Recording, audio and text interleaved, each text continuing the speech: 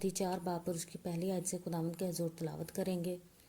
اس وقت روح یسوع کو جنگل میں لے گیا تاکہ ابلیس سے آزمایا جائے، اور 40 دن اور 40 رات فاقہ کر کے آخر کو اسے بھوک لگی، اور آزمانے والے نے پاس آ کر اس سے کہا، اگر تو خدا کا بیٹا ہے تو فرما کہ یہ پتھر روٹیاں بن جائیں۔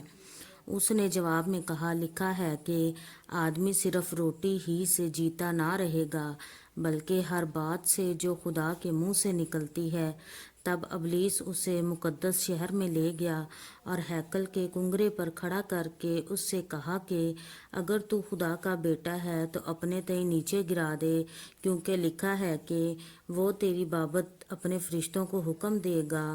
اور وہ تجھے ہاتھوں پر اٹھا لیں گے، ایسا نہ ہو کہ تیرے پاؤں کو پتھر سے ٹھیس لگے۔ یسوع نے اس سے کہا، یہ بھی لکھا ہے کہ تو خداوند اپنے خدا کی آزمائش نہ کر۔ پھر ابلیس اسے ایک بہت اونچے پہاڑ پر لے گیا اور دنیا کی سب سلطنتیں اور ان کی شان و شوکت اسے دکھائی،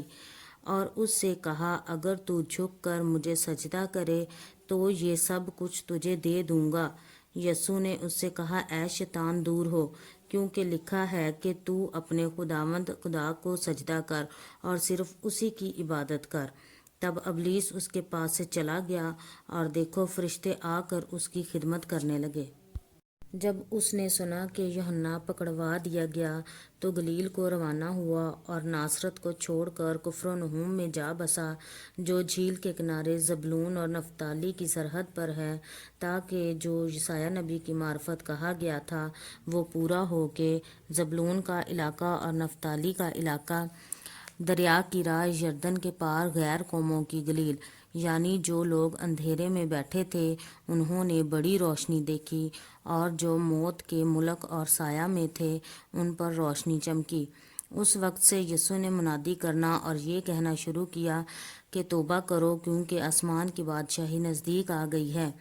اور اس نے گلیل کی جھیل کے کنارے پھرتے ہوئے 2 بھائیوں یعنی شمعون کو، جو پطرس کہلاتا ہے، اور اس کے بھائی اندریاس کو جھیل میں جال ڈالتے دیکھا، کیونکہ وہ ماہی گیر تھے،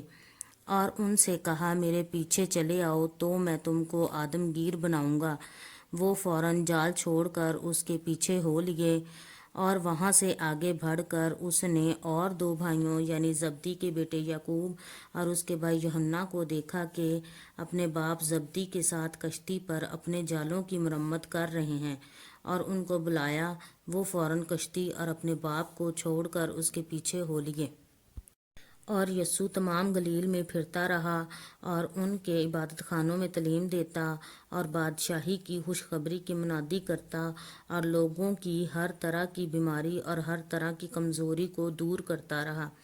اور اس کی شہرت تمام سوریہ میں پھیل گئی، اور لوگ سب بیماروں کو جو طرح طرح کی بیماریوں اور تکلیفوں میں گرفتار تھے، اور ان کو جن میں بدروحیں تھیں، اور مرگی والوں اور مفلوجوں کو اس کے پاس لائے، اور اس نے ان کو اچھا کیا۔ اور گلیل اور دکپلس اور یروشلم اور یہودیہ اور یردن کے پار سے بڑی بھیڑ اس کے پیچھے ہو لی۔ پاک کلام کے پڑھے سنے سمجھے جانے پر خدا ان کی خاص برکت ہو، آمین۔